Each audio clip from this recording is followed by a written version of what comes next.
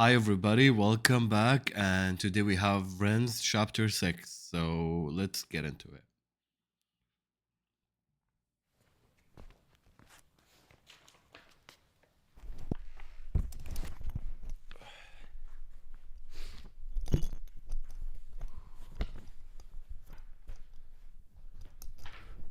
I'm going to try and hold it together throughout this one.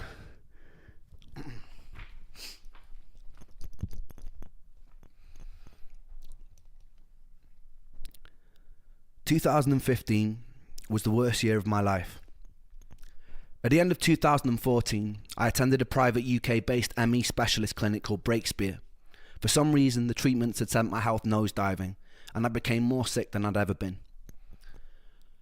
I became so weak that I couldn't walk to the bathroom without needing to lie on the floor to recover. I couldn't focus on anything. I couldn't read. I couldn't watch TV. All I could do there was lie there in pain. It was obvious during this time that I needed to move back home with my mum again. She moved to Cardiff with a new husband, and they had a spare room, which became my tomb for the next 8 months. At this point, I was so weak that the most that I could manage to do a day was to take a shower. The rest of the time I was confined to my bed. I started reacting even more severely to foods, so every single meal had to be blended into soups or broths to avoid negative reactions. Pain constantly shot through my shin bones and through my feet, like splinters. My stomach would gurgle, and the muscles in my body would constantly twitch, spasm, and ache. My body felt drained of every single ounce of life, and I was so tired, but I was too wired to sleep. I was so full of mental fog that reading a single page on a book seemed impossible. The daylight coming in from behind the curtain hurt my eyes. Loud sounds felt overwhelming. All I could do was wait and pray for sleep, knowing that when I woke from it, nothing would change. I wouldn't feel in any way rested, and all the symptoms would persist. This went on and on and on. It was day after day of physical and mental torture. I thought of concentration camps, of prisoners of war being tortured. At least the escape of death seemed likely. During that time I never got breaks. My whole body burned, my brain was on fire, and I had nowhere to hide. In the merciful moments where I could concentrate, I tenaciously trawled the internet, looking for ways out. My research drew me to a procedure called a fecal transplant that was having success managing things like Crohn's disease or colitis. It had also gained success in some select cases of autoimmune conditions like MS too. At the time, I felt like much of my issues were caused by dysbiosis, which means an imbalance in your gut flora. I noticed that all the food intolerances started after a large course of antibiotics for the parasite. I wondered if the parasite had wreaked havoc on my microbiome before I nuked it with antibiotics that worsened it further. Fecal transplants can introduce a whole host of probiotic bacteria into your gut, and it can re-establish a healthy homeostasis. In normal person speak, I wanted to pay to put another person's poop in my butthole. I carried on filming videos from my bed, blogging my experience. I was pretty convinced that during this time I wouldn't be alive much longer, and part of me wanted there to be some kind of document of what I'd been through in hopes that it might help someone later down the line. And if this illness does kill me, then I want this video. I want somebody who can take notice of this video and do something with it. I had a fundraiser open to save money for the fecal transplant, which was very slowly creeping up. I needed to save $6,000 in total. I remember my girlfriend wanting to come and visit, but telling her that I didn't want her to. There are a few reasons for this. One, I was pretty sure I was going to die soon. The day before Joe died, I'd been sat with him at a pub, catching up, playing pool, cracking jokes. I'd often wondered if I'd have been hit less hard by his death if I'd been away at university when it happened. For my girlfriend's sake, I wanted her to have distance from me. I also felt ugly. I felt unlovable. I was unable to communicate, and I didn't want her to see me like that. I watched my mum look thinner and more frail every day that she had to watch her son deteriorate, and I felt immense guilt. My mum would often walk in and find me either crying on the bathroom or kitchen floor, having no energy to get back into bed. She'd often sit with me and massage my feet, which always hurt, and she'd hum melodies to me like she would do when I was a little boy. During this whole time, I hadn't picked up my guitar. I barely had any sunlight touch my skin, and I lost a lot of weight.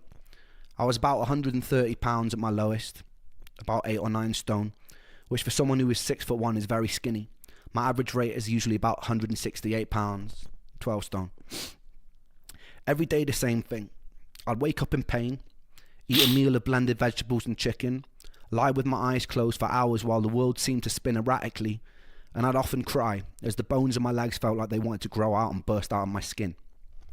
Despite this, what I didn't know is things were about to get a lot worse. Come June, I've been in bed for about 6 months straight.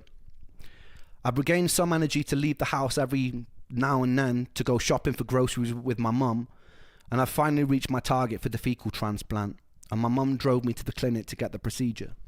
Everything seemed to go as smoothly as it could for such a bizarre experience. I received a colonic irrigation, which was like a car wash for your colon. Actually feels pretty good. They then proceeded to put someone else's excrement in my behind. They would repeat this process for 5 consecutive days. When I got home, I realised I felt a little odd, almost manic, and I was hopeful that this meant my energy was coming back. But it wasn't a nice feeling. As the days progressed, I started to feel an innate sense that something was very wrong. It seemed my immune system was going into some sort of overdrive. My brain was buzzing, and the more time that passed, the more uncomfortable I felt. I remember early one morning, I was lying on the kitchen floor after attempting to get a glass of water. My body hurt so much that I was digging my nails into the laminate flooring, screaming, and my mum ran in and asked me what was wrong. I remember repeating, "I don't want to go, I don't want to go, I don't want to go," over and over again. I felt myself falling down a deep tunnel in my mind, almost as though my entire soul was tumbling down into an abyss. When I finally crashed to the bottom, I was hit with this immense feeling of stillness and peace. I stopped crying. I sat up, and my mother looked at me, puzzled. I've not felt to this day that sort of serenity that I felt in that moment. I looked around the room, and everything seemed to have gained a clarity and quality. But what was most peculiar was the feeling of stillness. There seemed to be some sort of respite from the mental torture and fog in my brain. I still to this day have no explanation for what happened. I looked at my mum, I smiled at her calmly, and I told her that everything was okay now. Her partner Michael came in, and I remember them both looking at me, perplexed. I started speaking fluidly for the first time in months, but it wasn't quite me. I was cracking jokes, being witty. My mum would laugh nervously. I remember feeling as though I was coming up off an ecstasy pill. I felt this underlying feeling of euphoria. I caught myself occasionally erratically snapping my fingers or making whistling noises in between sentences or staring at some empty part of the room as though there was somebody there, then snapping back to the space and talking to my mum. This feeling of intense euphoria lasted about 48 hours. During this time, I'd adopted some newer strange behaviours. Everything in my room that wasn't parallel bothered me, so I had to make sure it was aligned and facing the same direction. The whistle and the finger click became a new tick, and it started rising in frequency the more time that elapsed. I also noticed that I get stuck on words or sentences when talking to my mum. For example, if I was saying a sentence like, "I'm not sure how I'm feeling today," I would sometimes get stuck on the whole sentence or just a word from it and repeat it about 30 or 40 times before I could move on to the next. So I'm not sure how I'm feeling today, feeling today, feeling today, today, today, today, today, today, today, today, today, today, over and over. I can't really explain why, but it's like saying it carved out a safe space for me. After about 2 days, that feeling of peace and euphoria was swapped out for a feeling of immense dread and doom. I felt fear fill my body unlike any fear that I've ever felt.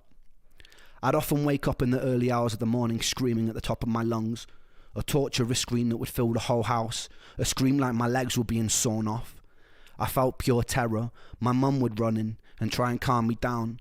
Sometimes I'd be thrashing, hitting the mattress, pounding the walls. It usually ended up in me exhausting myself and her stroking my head in her lap as I sobbed and repeated the same words over and over again. Everything in these moments terrified me. The compulsion to make everything parallel became a necessity. Whenever I was in the kitchen or car and the dials were facing the wrong way, it taunted me. My mum started taking me to a weekly talk therapist in hopes it would stop me from killing myself. I did catch myself researching the most painless ways to do it. I often daydreamed about death, and it made me feel at peace. At this point, intense paranoid delusions started creeping in. I wondered if what was happening to me was demonic. I don't remember how I got there, but I remember one time speaking on the landline to someone who claimed to be an expert in dark magic. He told me that being around my mum was bad for me. He told me that she was bad. He told me that I needed to do a ritual with black wax candles in order to free myself. I remember ordering black candles from eBay, and when they arrived I had a change of heart, and I decided against doing this dark magic ritual. I fell asleep that night, and I woke up the next day to find the candles totally melted onto the white mantelpiece that they were on. They'd never been lit. I still don't really know for certain if anything of these things happened, but the melted wax was definitely real. I remember picking it off with my nails. There were moments that my rational mind knew that I was hallucinating. Sometimes in the night I would hear perfect string quartet symphonies with no sound source for them to be coming from. I remember one time my mum took me with her to the post office because during this time I'd rarely been left in the house alone. I remember the lady behind the till reaching for some sellotape. As she tugged on the tape, it sounded as though it had been amplified 1,000 times. It was deafeningly loud. I ran out of the store crying and shaking, and I sat in the passenger seat of my mum's car, rocking back and forth, where she found me uncontrollably sobbing, repeating the words, I can't, I can't, I can't, I can't, I can't, over and over again. My paranoia grew. I boomeranged between thinking I may have been latched onto by some demonic entity, and I became suspicious of even my own family, to thinking I might be part of some sort of twisted experiment, where a group of observers were seeing how far they could push me before I snapped and shattered.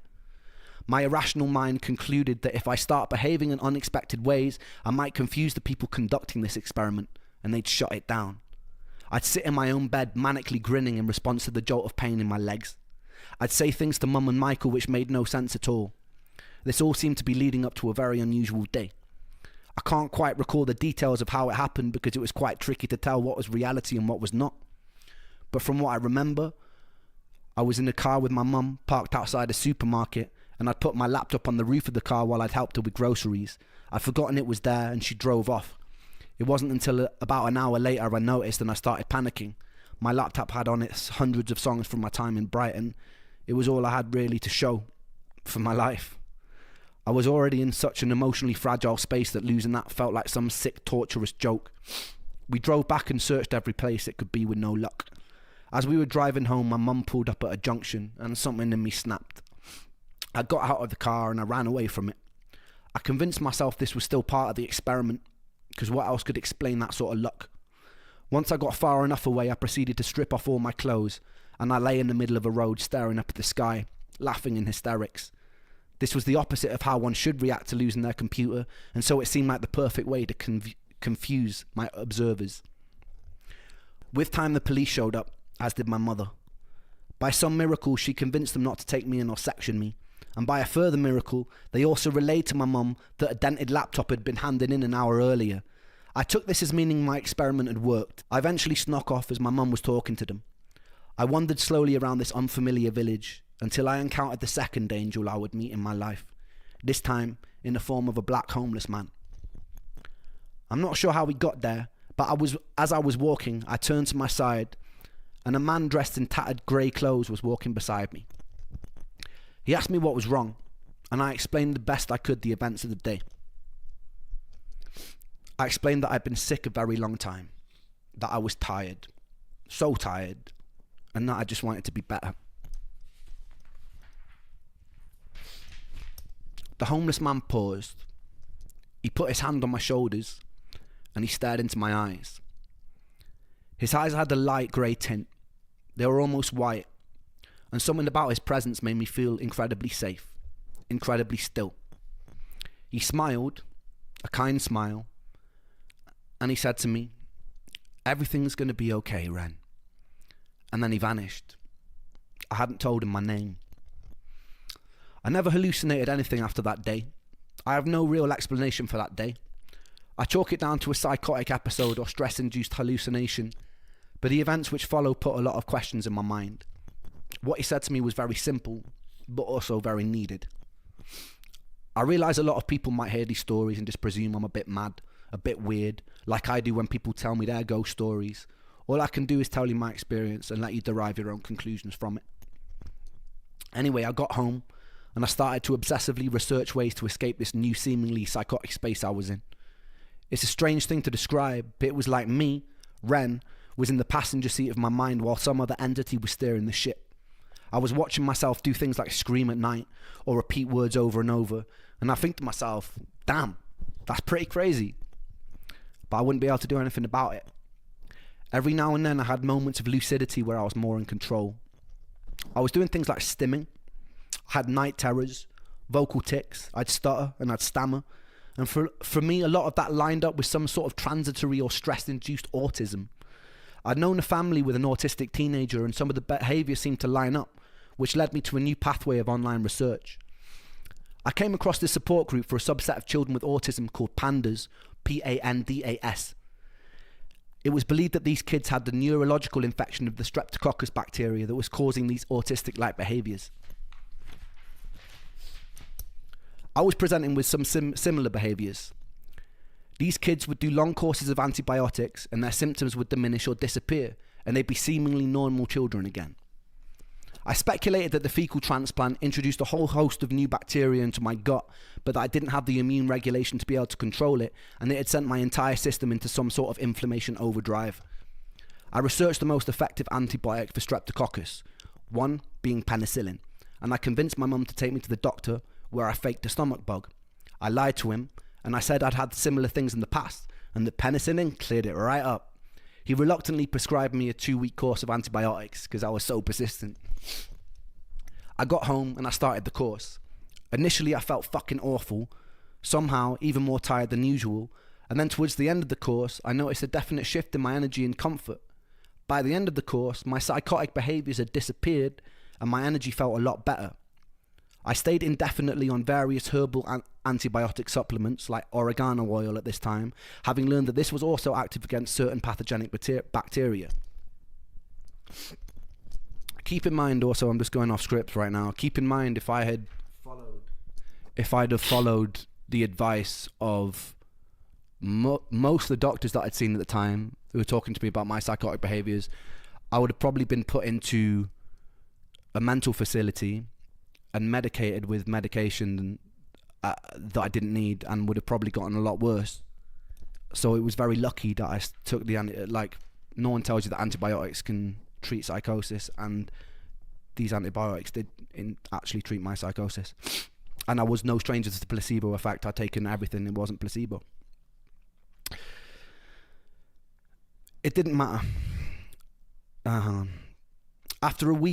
After about a week, I'd finished the course and some of my more familiar symptoms like fatigue and pain started creeping back again.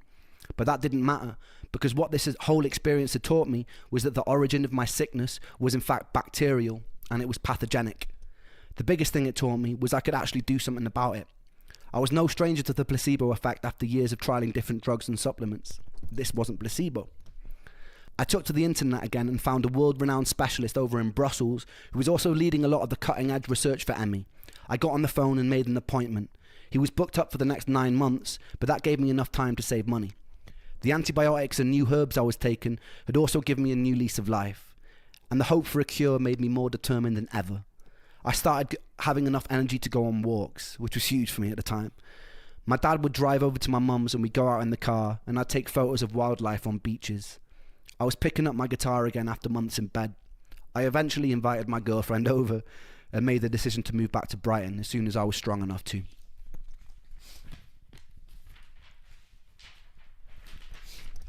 It was around this time that I started working on the album Freckled Angels. I knew that the future tests weren't going to be cheap. I pulled together some old tracks from the days I was working with Sony, and I got hold of Eric and asked his permission to release them, which he graciously granted, so thank you, Eric. I then pulled together some newer material and compiled my first ever album from my bedroom. In those days, I had no real way of promoting myself and no energy to do shows, so it was mostly to be listened to by my friends and family. I named the album Freckled Angels after Joe. Joe was covered head to toe in freckles, and it seemed fitting to dedicate this work to one of the coolest and funniest people I ever knew. Any ounce of energy I did have from my limited reserves, I'd pour into recording that album. It's by no means a work of art, and it's a bit thematically disjointed, but some songs like Crutch or Pocket Full of Pain went a long way to photographing that time. I'ma leave you with a recording of Pocket Full of Pain. Back in those days. Enjoy.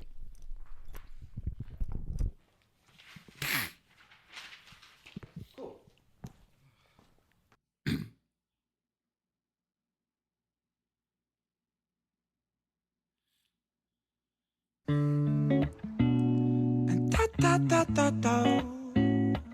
Yeah, yeah, yeah, yeah, yeah, yeah, yeah, yeah. I watch the sun when it rises, when it's climbing the sky. I sit here with the pocket full of pain. I've got tears in my juice, in my mind. There's a noose, but my hope makes me cling to the day. I wanna run with the sun and the moon and the stars till I'm running faster than my pain. I wish I could breathe out this fear, this doubt, send it into the Milky Way. I got my finger on the trigger of a Magnum 44, but survival instinct won't let me bleed.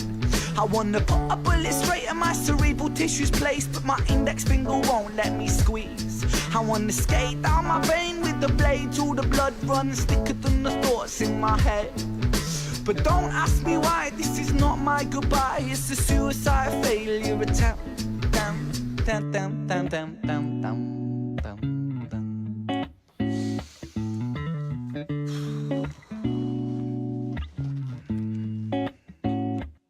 I choose life, I choose life, I choose living. Put the bottles and the pills down, I stand up, I breathe with precision. Calm washes over me like a break in the storm. I close my eyes for a minute, then my troubles transform, and I travel deep into the corners of my mind. I remember the first time I felt hopeless. I think I was 5, cause at the hands of this bully, the lessons that I learned is that this world is not so beautiful. Sometimes it can be burnt by the fires of evil that are living inside the common people just like you and like I. We'll all strive to survive, and we all climb to the top over our brothers and sisters, whether we mean to or not. And we get lost in the tide of insecurities and power-seeking fooleries, but happiness don't live inside no jewelleries. In an age of distraction, we would rather tap on our iPhones than stop a war from happening. It's heartbreaking, Satan's patiently waiting for us to mess up big time, so hell on earth will be blatant. So forgive me for wanting to blow my brains out, but I've got a change of heart. It's time for change now, rearrange now, fist in the sky. I say proud, say loud, revolution word on my brain now. It's with the people, yeah, power's with the people. If the people strive for unity, the world it could be equal. You could be the start of the beginning, a dawn of no stress, no troubles, no sinning, just living. So overthrow evil and greed, put aside your distractions, welcome change with me, welcome change with me, welcome change with me, welcome change, welcome change, welcome change with me, welcome change with me, now welcome change with me, now welcome change, welcome change, welcome change with me. Yeah, yeah, yeah, yeah. And da da da do.